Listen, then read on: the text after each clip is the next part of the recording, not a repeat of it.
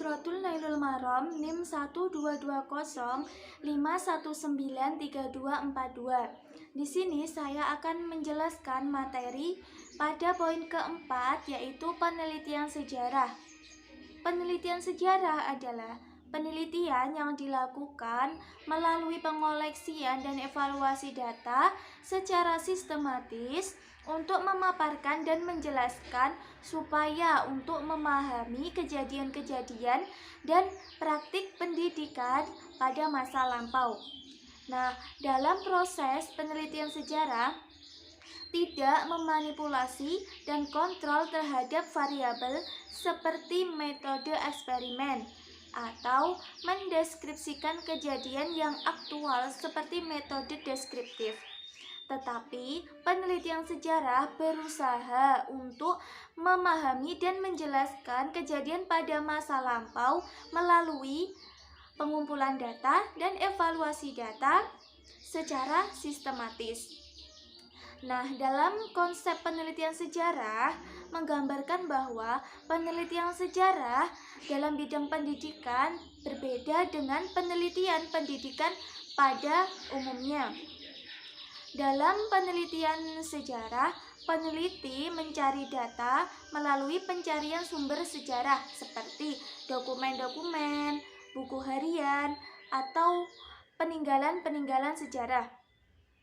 Nah, sedangkan untuk penelitian pendidikan pada umumnya, data diperoleh dari catatan-catatan, observasi, dan administrasi untuk menjelaskan kejadian pada masa sekarang.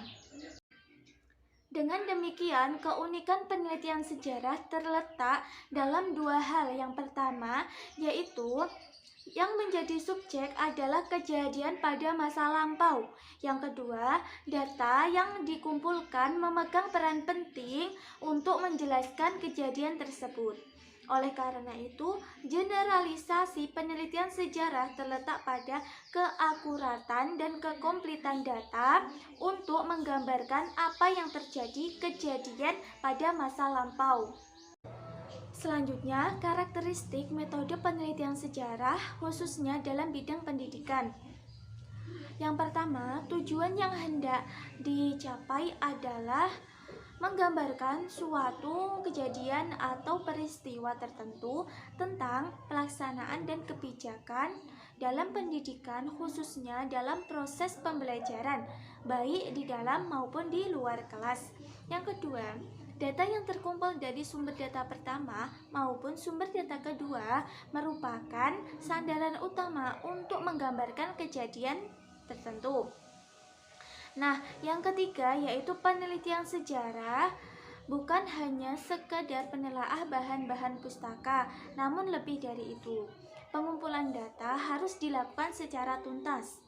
Informasi yang dicari bukan hanya dari catatan-catatan tertulis atau bahan pustaka, namun juga menggali bahan-bahan lain sebagai bukti sejarah. Misalnya, melakukan wawancara pelaku sejarah, atau bisa juga menganalisis berbagai peninggalan sejarah dan lain-lain. Untuk yang keempat yaitu penelitian sejarah dilakukan secara sistematis dan ketat seperti penelitian pendidikan yang lain. Keketatan tersebut ditandai oleh kecermatan dalam mengkritik sumber data yang digunakan dalam penelitian ini. Selanjutnya yaitu prosedur penelitian sejarah. Tahap-tahap penelitian sejarah yang pertama yaitu heuristik, yang artinya yaitu mencari bukti-bukti dan mengumpulkan sumber-sumber sejarah agar dapat mengetahui segala bentuk kejadian yang terjadi pada masa lampau. Yang kedua yaitu verifikasi, yang artinya penelitian terhadap sumber-sumber sejarah.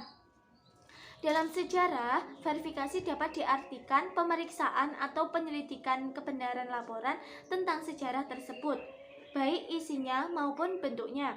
Yang ketiga yaitu interpretasi, yang artinya menafsirkan fakta sejarah, menetapkan makna dan saling berhubungan dengan fakta sejarah itu. Yang keempat yaitu historiografi, yang artinya tahap penelitian dengan cara menuliskan cerita sejarah atau penyajian tertulis sejarah. Demikian penjelasan dari saya. Terima kasih. Semoga bermanfaat.